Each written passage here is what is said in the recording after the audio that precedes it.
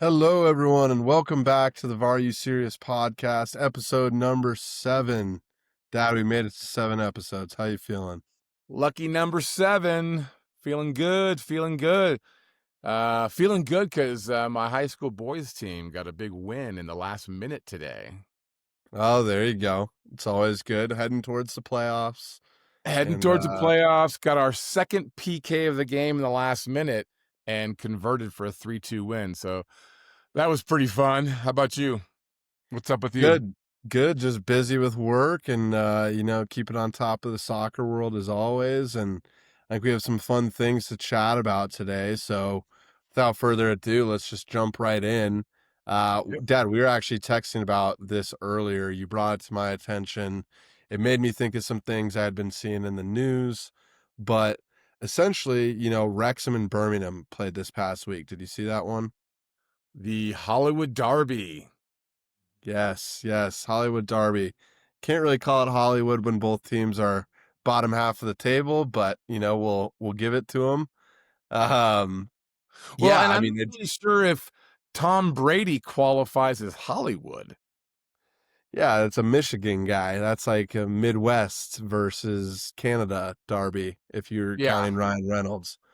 But yeah, no, I think the thing we kind of wanted to jump into here is, this Hollywood Derby. It got me thinking about some things I'd seen in the news, Dad. And one of them, I guess a couple of them actually, a couple data points here for you, Dad. Food for thought. So, English Football League right now, so we're talking championship down to League Two, comprises of 72 clubs. And with those 72 clubs, 32% of them are owned by American ownership, which is pretty much a third of the clubs. And then if you added in the Premier League to that, just the Premier League on its own, 55% or 11 of the clubs are owned by Americans. What does that make you think of, Dad? What do you think about all that?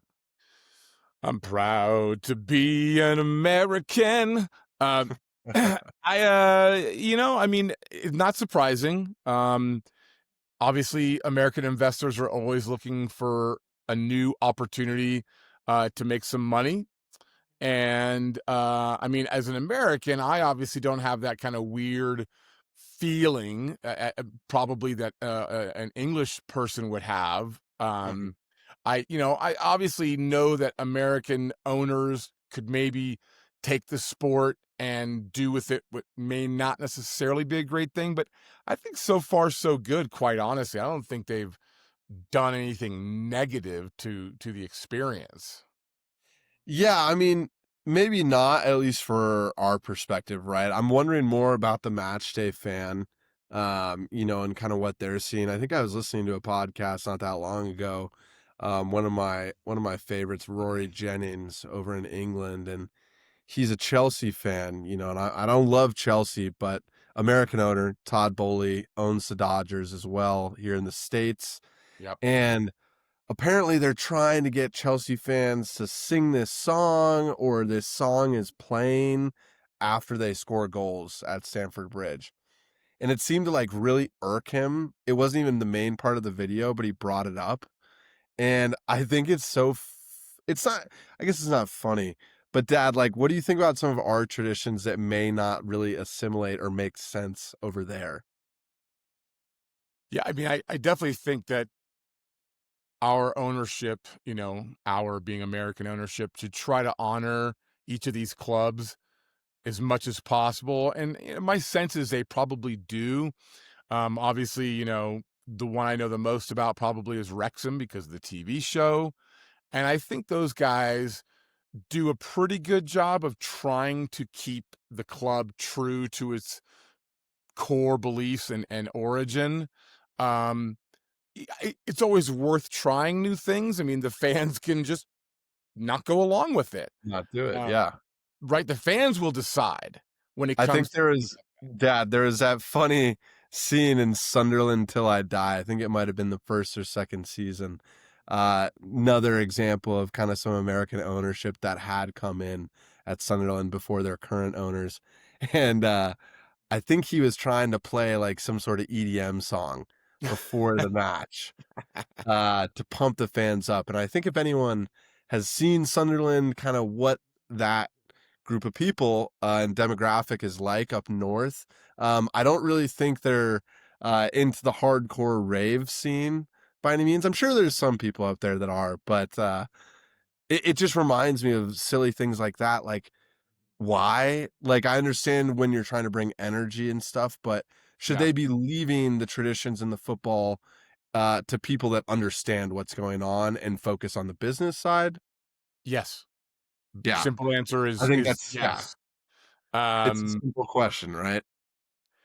no, I mean, I understand how they wanna put their stamp on the club and maybe take it in a different direction a little bit, but ultimately, I have to believe these people are mostly about making money, and changing up a song, that's not where you're gonna make your money. You're making your money on TV revenue, game day experience, premium game day experience. Leave the rest to the people who've Yeah. been there for a long time. Bring players in, bring influencers in, bring people to bring the stature of the club up, maybe not what Sure. the club stands on and has stood on for maybe over 100 years, right? I think that's what they're maybe trying to fiddle with too much, especially when you get into the branding of clubs and what the logo looks like and how the jerseys look. I mean, it's crazy. This is an American ownership, but Newcastle for the past couple seasons have worn a green either away or third shirt. And I mean, let's not act like we're all pretending here. That's for Saudi Arabia, like Sure. 100%. Absolutely. And I And mean, but I it have doesn't no make any problem with sense. that. I don't think it makes any sense though. It Like, doesn't why make are any you wearing sense. a Kelly green and white jersey as Newcastle? Well, as a Kelly Green fan, because that's my high school team, Yep. I'm okay with that. But listen, these clubs are always producing third kits every year, mostly to make money. So if Newcastle wants to throw out a Kelly Green or Barcelona wants a pink or whatever, like great, do it. Once again, the fans will decide. They'll buy them or they won't. And I think that's the funny part, right? Like, if I see a Newcastle jersey here in the States, I don't think I've ever seen anything different than whether it's retro or modern, the home kit. And I get the home kit usually sells the most anyways, Yeah. bar the away or third kit being unbelievable. So maybe it doesn't matter that much. I don't know. I think all this kind of comes back into dad. Yeah, stick to the business side. That's what makes the most sense for these foreign owners coming in to different cultures, different environments, right? And I think at the end of the day, I don't want to knock them too much because I think this has impacted the business, the visibility, and the type of players England is bringing in. I mean, you're seeing lower level teams bring players over from other countries because of the stature of the league now. Premier League, Championship, League One, even League Two. People want to play in England. And is that maybe due to foreign ownership bringing up the global visibility of the sport? Well, absolutely. I mean, and there's money to be made by players. I mean, the Premier League wages have doubled in like the last 5 or 6 years. There is Probably there's triple. there's a gold mine available for players, and doing a little research, I didn't realize how relatively cheap it is for American or any group to buy English teams. I think the average Premier League team I saw was somewhere around $1.5 billion, pounds, euros, whatever. Mhm. And then you're looking at like Major League Baseball teams are like 4 billion, NBA teams are like 6 billion. So actually, these teams are relatively cheap. It seems like a really good way to get into major sports for a relatively reasonable price. I mean, I think I saw something that Bournemouth got bought for like $150 million, pounds, whatever, Yeah. not long ago. I mean, that is a drop in the bucket compared to four Yeah. to 6 billion. I mean, you're even talking less than NHL teams. And, no dogging on hockey. I like hockey. I think it's a fun sport. But, we're talking Premier League teams who have quadruple, 10 times the amount of fans of some NHL teams being worth exponentially less. I think it's so interesting to your point, Dad. And fun little fact too with Bournemouth, Michael B. Jordan, American actor, is part of that consortium. I always think that's kind of funny and fun. Cool to see people like him getting involved. But Dad, I think one club that technically I believe is not American ownership is your underdog of the week. And I think that's what we should go on to next. Underdog of the week. Sorry, I'm hearing strange noises in the night upstairs. I think it's my dogs. Um, get it? Underdog, but my actual two Underdog of the dogs week. up there.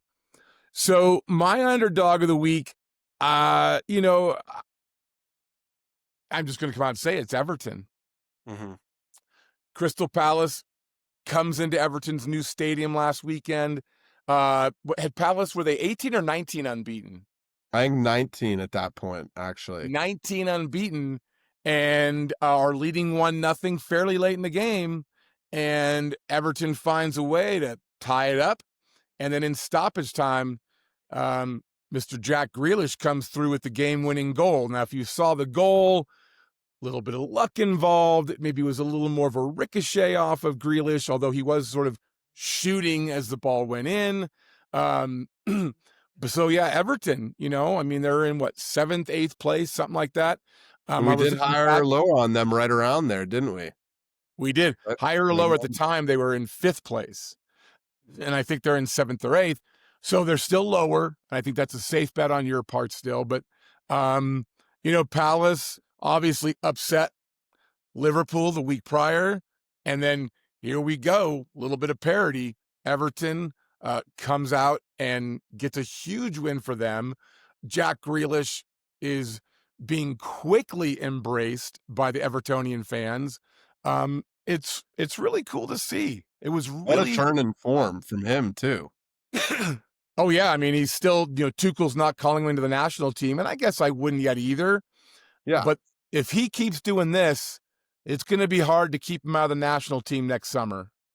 I agree too, and I think the English national team is probably more talented maybe than it's ever been, bar the team that had Scholes, Lampard, Gerrard, Rooney. I mean, that team was unbelievable too, but there is a depth in English players right now that is just unbelievable. And I think for Jack Grealish and the type of person I've seen him be, at least, from a media perspective and everything, I hope he makes it. I don't know about you. Yeah, I mean, I think about when Man City won their treble or whatever, and Grealish was a bit of a mess at the party. But He's a then little again, bit of a drunk, but he was celebrating. I think I might be a bit of a mess if my team just completed a treble, right? It's No, historic. I mean, and you watch him interviewed. I saw the interview after the game, and he looked genuinely thankful for the way the fans of Everton have embraced him. And that's pretty cool. Like, that's pretty special for him and that Everton community in Liverpool there. Yeah, and I think, more than a great win for Everton, right? Like you said, but yeah, I think the story is Jack Grealish. Just, like you said, being embraced, being a good human being. I think we need more of that in sports and in a lot of other facets of life. But good pick this week, Dad. I think it has a little more heart than my pick. Not to say this pick doesn't have heart, but Who is it your was pick? it was more of a demolition derby than anything, but Sevilla, kind of fallen giant the past couple of years, have dominated European competitions in the past 10, 15 years, Europa League specifically, but have kind of taken a downturn, finished 17th last year, like barely avoided relegation, Right. essentially. Um, Comes out this past weekend, beats Barcelona 4-1, absolutely throttles the champions of Spain. Um, I think this is just what a big win for Sevilla. Hopefully kind of a turning point for them to come back to where they're used to being. Dad, I think they kind of exposed Barcelona too, and I think Barcelona keeps getting exposed. Hansi Flick likes to play that high defensive line, Yeah. almost too high, kind of like Ange Postecoglou does and did with Tottenham, like at midfield. And I Yeah. think it's starting to catch him out because teams are figuring him out. Um, I just think it's cool to see teams coming back to form, and I never personally hate seeing a big team like Barcelona lose. That's just me personally. But how do you feel about this one, Dad? It's not even so much wanting to see Barcelona lose. It's for me, especially with, the underdogs, it's more about the underdog winning. And yeah, I mean, Sevilla, not exactly an underdog historically, but certainly you're right. Over the last 12 months or so, probably more of an underdog. And so to see them kind of come back to life and have such a convincing win, this is good for the game. It makes it exciting, right? I mean, even for Barcelona fans, who I'm sure were disappointed by the result, it reminds you that the game has to be played. Yeah. Nothing's given. Nothing can be expected. And so I love thinking about these underdogs every week because it reminds us that there's people out there, there's players out there who they've got pride, there's fans with pride, and they're going to bring it. And you better be ready. And it's a game at the end of the day, and whoever plays better on the day is going to win. And that's simply how it goes, right? Whether it's the fans, whether it's the players, there's a lot that goes into the concoction of the game, but it comes down to who's going to play the best. So I think both teams, outstanding performances this week, making them our underdogs of the week. One thing I did want to say, Dad, that I was looking up while we were talking about Everton, popping Mhm. back to them super fast. Yeah. They actually are American owned. I messed that up. So there Wait, is, then are they American owned now? Or are they yes, maybe the Friedkin, apologies, the Friedkin Group, okay. US based firm. Dan Friedkin is an American billionaire. Um, but Well, one of the things I clearly saw, working for Everton right now. one of the things I saw was interesting. I think it takes 14 Premier League teams to pass any kind of change, Yeah. and American ownership is coming awfully close to controlling 14 teams. And I don't think there's some big conspiracy, but boy, would that be interesting if 14 Premier League teams were owned by American groups. That could change things. So we'll Yeah, see. I think it could be big, and it goes back to the point of those games being played abroad that we talked about a week or so ago. Yeah. I think it could become more of a reality, which is worrying to say the least about the game. But anyways, good job to the underdogs. Glad we brought them both up. Another underdog team, the classic underdog of the world, the United States of America. Just kidding. We are not the classic underdog of the world. Um, it's our game of the week, Dad. We're going to this game. I figured we'd do a little preview on it. It's Yeah. USA versus Australia next Tuesday. I'm stoked for this one. I don't know how you're feeling about it, but I'm excited to be there. I am super excited. Obviously, the US has to play Ecuador first in Yes. Austin, I believe. Big And game. then they'll come here to good old Denver, Colorado and play at Dick's Sporting Goods Park. And we just got our tickets today. Unfortunate name for a Yeah. stadium. Yeah, well, it is But what I think it ends pretty soon. I believe so. That's fun. Got us some great tickets fairly close to midfield, about 7, 8 rows off the pitch. And Yes. so we've talked a bit about doing some interviews there, maybe coming live from there. We're going to sort of see what we can come up with. But yeah, as far as going to the game, I'm pumped. Obviously, we'll see what happens against Ecuador first and how that Yes. might impact the squad we field against Australia here in Denver. Could change the Obviously, mood around the game too. oh, for sure. Obviously, if we lose against Ecuador and they're a solid side, so we could. That game against Australia, who's I think where they ranked like 25th. I mean, Australia's no pushover. Absolutely Yeah, not. And they I'm got some really great excited. young players coming through at Australia. You never can discount the Aussies. They always come out and show it. One of my favorite players from when I was younger, is Tim Cahill, Everton legend. Funny enough, had Yep. some unreal goals at I think the 2010 World Cup, maybe 2014 World Cup too. No longer playing, but I think Australia has always just been a funny side. They always randomly have a couple good players. But I think obviously to our point, Dad, and to your point, this is all about the US. It's another chance to try and prove to the country that the team is prepared going into the World Cup. Now, I don't know if you think we're prepared or not. On my end, I'd say we're not there yet. No, we're not. I think this window is going to be really important, right? We still don't have all of our players, but we've got a lot of them in. I'm really excited to see Jedi out there. I'm assuming Weston McKennie's going to play at least at one of the games. Has I want to. to see if we come back out in a three-back formation, all those things. You know, this is supposedly going to tell us a lot. Pochettino has hinted that he's mostly done experimenting, it sounds like. So I think these two games are really going to tell us a lot. And I realize we have all the way till next June to truly get ready. Um, as of right now, we're definitely not ready. I might change my mind a bit after these two games. Well, hopefully we see it on the field, to your point, Dad, whether it's Yeah. watching on the TV against Ecuador or in person. I'm excited to watch in person. I want to see how these guys operate, kind of what the team looks like. I think there's a lot to be said about tactics, formations. I want to see how these guys look. Does Pulisic look like he wants to play? Do these guys look like they are preparing for the biggest tournament of their career and probably the US men's national team ever, potentially?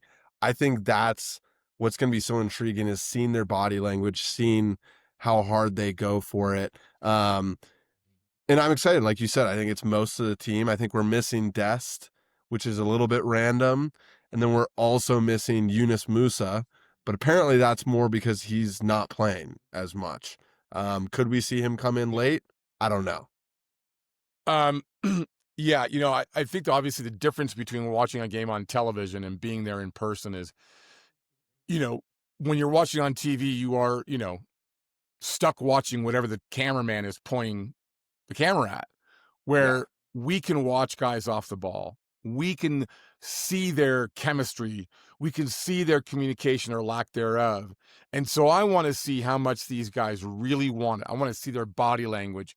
I want to see how they interact with each other. Like, are you bringing it? Like, are you trying to prove not just to yourself, which is first and foremost, but to the world, like, you know what? It's been up, it's been down, it's been all around, but we're ready to bring it. We're ready to compete. I think this is really important. I guess we could keep saying that with each window, but for me, I'm kind of at my wits' end. I Yeah. need to see, win or lose, I need to see a team that really cares and is giving everything they have. Well, and I think that it needs to be like qualifying matches. There's teams all Yeah. around the world right now playing qualifying games. Yeah. Let's treat these like qualifying games. Like let's treat it like we need to win to get into the World Cup. I think that's the best type of prep you can do. Pochettino should be telling these guys, if you lose to Ecuador, if you lose to Australia, we're not making the tournament. Obviously, yeah, they're grown men. They understand they're still in the tournament, whatever. I think make it a narrative, make it a thing. That should be the mentality. Set the mentality early to get these guys ready to go, like we were just saying, Dad. But I think two big games. I'm excited to watch both. I will be getting the food and drinks at the game. You got the tickets, so we had to make it an even split. Not quite even, but it'll work. Well, maybe I'll buy us steaks. You never know. You never know. We I don't could know get. if Dick's has steaks. They've got really bland pizza and, decent stadium hot dogs, but, Well, I'm the bland pizza probably costs $20 a slice, so you can't and the forget beers that. probably cost the same, so maybe it It's will it's add up. all relative at the end of the day. I'm looking But forward to the game. I'm yeah, looking forward to, like I said, maybe we go live, maybe we do a little interviewing man on the street kind of thing. We'll see what we come up with, trying to kind of mix things up here a little bit at VAR You Serious. I think stay tuned. Stay tuned. That's all we can say. And Absolutely. I think with that, we're on to segment four, our always segment four right now, higher or lower. I think this is an interesting discussion actually this year, Dad. There is some very prolific strikers in the world right now, specifically in Europe. Um, just to name a few, Harry Kane is at 18 goals already. He has not played anywhere near 18 games. And then you also have Kylian Mbappe, I believe, on 16 goals. Also has not played anywhere near 16 matches. We are in October. Uh, this could be generational. We could see a generational year from someone. And to give you context before I give you the higher or lower, Dad, Victor Gyökeres in all appearances last year had over 60 goals. Just so you know. So higher or lower, will the Golden Boot winner overall from around the world finish with more than 69 and a half goals or less, making it a betting line this week? Well, realistically, Kane and Mbappe are not going to keep this pace up. I think it's highly unlikely. But yes, they've definitely come out of the gates quite quickly. Who's got the lead and how many goals in the Premier League right now? Do you know? I think Ballpark? Holland's on, and that I should have mentioned Holland. I believe Holland is on 10 in the Premier League. Right. Um, Right. Like Holland's playing in a real league, right? uh, Don't want to upset the Bundesliga fans or you the got to remember some of these goals are in Champions League, though. Don't discount Champions fair League, right? enough. We're Fair talking some enough. big games. I just don't think the competition level in Bundesliga or League One is, or League is what it is in the Premier League. So don't want to take anything away from them. I don't think they'll keep the pace up. I am going, and certainly I don't think both of them are going to be going higher. Do I think one of them ends up going higher? No. I think they Really? end up somewhere. I think they end up somewhere in the 50s, maybe low 60s. I mean, I think that's a fair enough assessment. 50 to 60 goals is still extremely impressive in a Yeah. season. Yes. Um, no doubt. And, we saw Messi years ago. It was a calendar year, but he had 90 plus in a year, which is out of this world. Like, I mean, that's almost a match, for I That's think how many games prime Messi. and that's prime And Messi. and Kane is amazing and Mbappe is amazing. They're not Lionel Messi. And they aren't Lionel Messi. I think Mbappe does have something to prove, though, because he's getting older, and I think people have expected him to have won a Ballon d'Or by now and have won some more by now. He hasn't won a Champions League. I think that it is his time to show up. Is it going to be 70 goals? I don't think for him. Kane, on the other hand, you were knocking the Bundesliga. I don't think it's a bad league. I think Kane could maybe hit 70 plus goals this year. If Bayern make a run in the DFB Pokal, if they if he keeps his pace in the Bundesliga, and if they go deep in the Champions League, which they look like they could do based on how they're playing this season, I think he could hit 70 plus goals. And Dad, we're talking about a guy who, if he went back to the Premier League, has a real chance to break Alan Shearer's record. He's still a fair bit off, but he he doesn't look his age right now, and he doesn't look like he's slowing down. That's just what I have to say about it. And I know we don't like Kane, but he's impressive. Oh, I respect his talent. There's no doubt about that. I mean, obviously, as a former Tottenham player, can't like him. I heard rumors that he might be going back to Tottenham, maybe. Apparently, Uh, there's some sort of release clause in his contract after this season.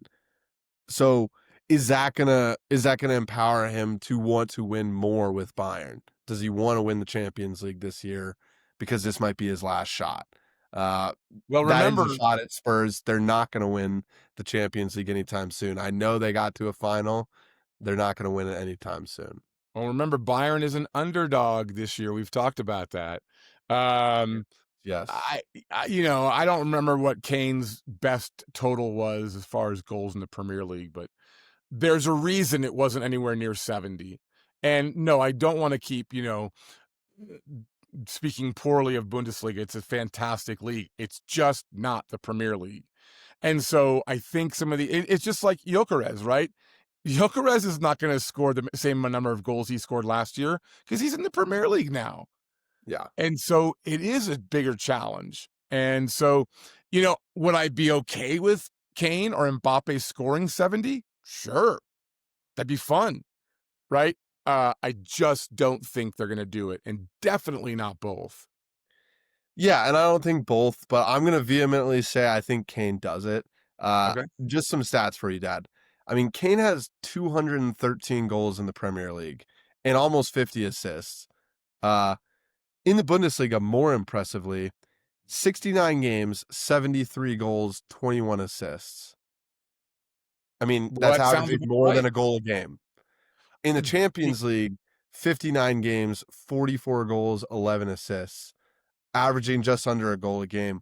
I think if there is someone, let's just say, I think if there is someone that can do it, it's him at this moment in time. I think Mbappe could slow down because he has a fair few penalties in his tally right now. But the matter of the fact is Kane has played 10 matches, 18 goals, 3 assists. He is averaging a goal or an assist. He's averaging 2 goals or assists every game, Yeah. It's a technically. great start. It's a long season. Yeah, He it will is. he he will hit a cold spurt. He might get injured. He might get a knock. I certainly would never wish that upon anybody. Um, Hell of a start. Let's keep an eye on it.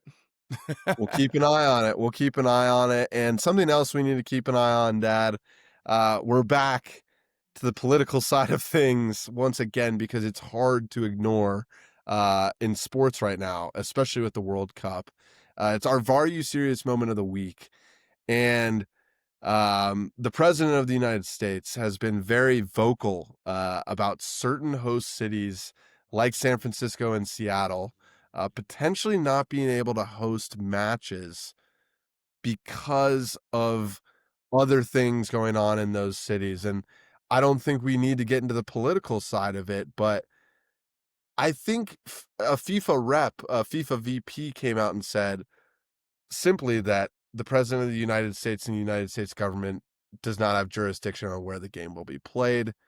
That has been decided, and there's plans in place to make every host city amazing. I think this is a big thing here, Dad. I don't think US or US soccer should have any influence on where the games are being played. That is all on FIFA. And we know FIFA is not that ethical as a company overall, but I think good on them for speaking out here. What do you think? Yeah, I mean, the fact that this is even a conversation makes me frustrated, to say the least. Um, I don't want the two to mix. I want the games to just go ahead and be played. There's a reason the cities were chosen. At some point, perhaps before the World Cup next year, we'll talk about my disappointment in Denver not being chosen as a city, whether it be for games or even just practices. Really disappointed in that. But yeah, this idea that these big cities, these blue cities, if you will, are going to somehow be penalized and not be enough. Stop. Stop, stop, stop, stop. It should There, never be about that. It should never be about that. I mean, good Lord. I mean, World Cups have been held in places like Russia and, South Africa and places with Qatar, much bigger problems than us. yes. And to start talking about this idea that, you know, we don't want blue cities to host, they don't deserve it, they can't do it, whatever, it will be fine. I think this is something where we have to let the noise sort of just float by us, look forward, and, sure, if something actually changes, great. For now, I think it's a whole lot of sound and fury, adding up to nothing. And random things, right? And I think Noni Madueke's Club World Cup medal is still on the president's desk, so maybe he'll get that at some point. But But did he take it? um, Did he take it? supposedly he took it. We don't know. I cannot confirm nor deny, so don't take that as fact. It might be more of a running joke on the internet since Madueke left for Arsenal as the tournament was wrapping up.